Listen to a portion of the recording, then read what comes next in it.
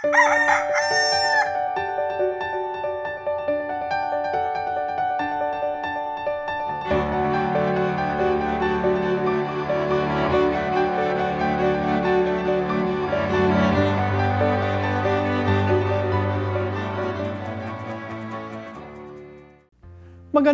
araw mga kapamilya. Magkapet pandasal muna po tayo.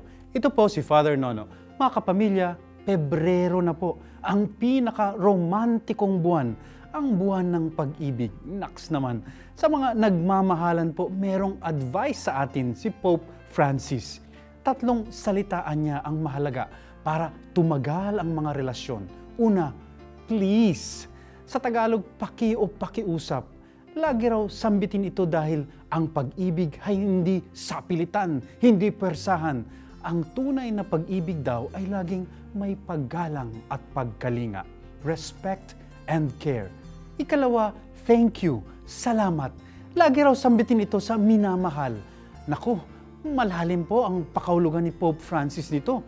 Hindi lang daw ito pagiging magalang o just being polite. Pagtanaw daw ito sa katotohanan ang lahat ng bagay ay handog, regalo, biyaya ng Diyos, pati na ang taong mahal natin. At panghuling sekreto ng mga relasyon, sorry o patawad. Sabi po ni Pope Francis, wala raw perpekto sa atin.